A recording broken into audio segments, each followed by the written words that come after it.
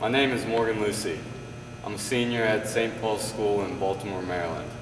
For my senior project, I was looking for an opportunity to volunteer my time to positively impact someone's life beyond the one-on-one volunteer work I've already been doing at a senior home for the past 8 years. Don't get me wrong, it is great serving meals and playing checkers and chess and listening to seniors' great stories, and they seem to really enjoy the time too. But I want to find something where my volunteer efforts could help people and families exponentially. I will continue volunteering at the assisted living with my senior friends, but I believe with the help and leadership of Bikes for the World, my idea and challenge to AIMS, which is the Association of Independent Maryland and DC Schools, could help 450,000 new families around the world each year find work, become financially self-sufficient, gain an education, and create a mini economy in developing countries like the automobile industry in the United States does. Each bike donated to the Bikes for the World network and delivered to developing areas around the globe is a mini economy.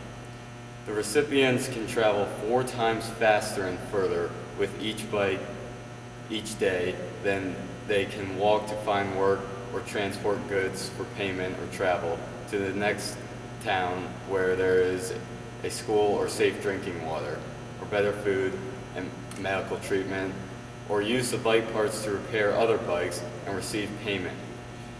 Each bike donated is similar to giving a family who lives in a remote area in the U.S.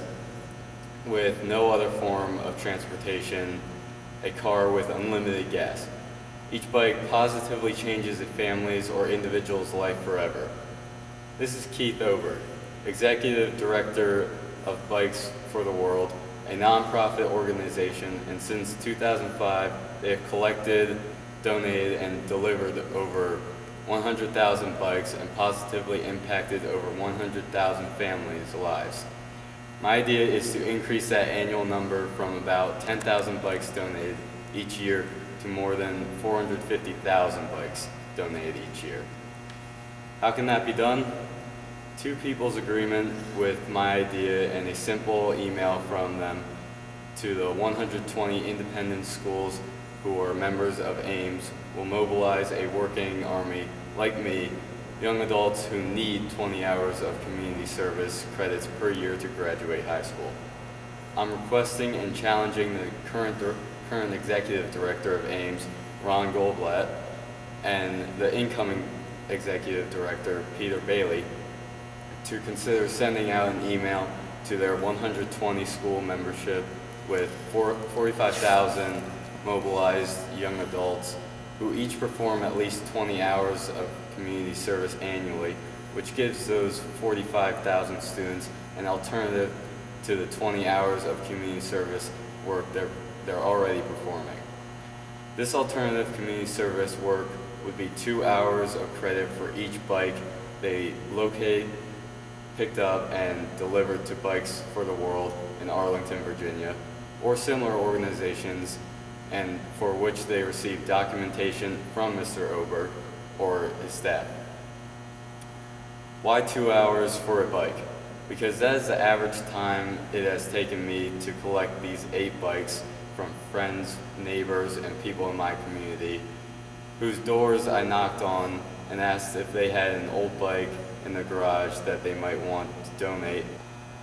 Let me take a minute to have Mr. Oberg explain how these bikes I've collected will be used. Morgan, what you brought in today with the electric bikes, we have a recipient in Panama, Goodwill Panama, which can use those, and we're actually shipping half a dozen other electric bikes next week. The mountain bikes are perfect for either Panama or for Costa Rica, where we're shipping to a rural project the week after that. The children's bikes are excellent because not only is Christmas coming in Central America, but these bikes will get kids to school, and I've seen adults riding some of the BMX bikes, so we can put all of these bikes to good use. So thank you very much.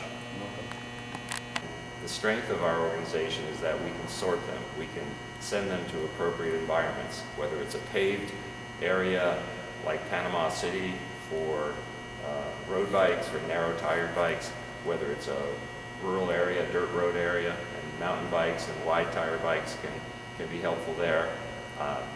It can be very primitive, where you need one-speed bikes. It can be very sophisticated, where you can use some of the new electric bikes that are coming onto the market in the United States.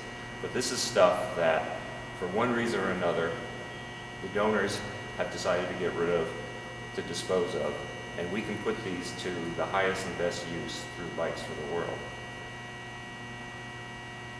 Mountain bikes are most in demand because we tend to support organizations that work in rural areas, and they have dirt roads.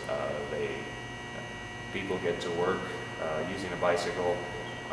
Kids who would drop out of school because they're walking miles and miles to the regional high school, they can get to school and they can stay in school because they have a bike that allows them to go 4 times faster, go further, save energy, arrive on time, and handle all the pressures of doing errands and doing work at home, but they can still get to school and they can still do their homework.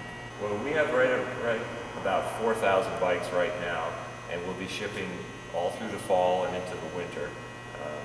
Spring is the time when we collect the most bikes, but we want to ship on a consistent basis and keep our partner organizations, these are nonprofit organizations in Africa and Central America, we want to keep them getting a constant supply.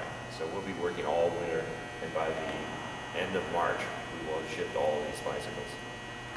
Morgan, if your idea takes off, we'll be able to use this warehouse, which Vornado, a real estate investment trust, is working with us to provide.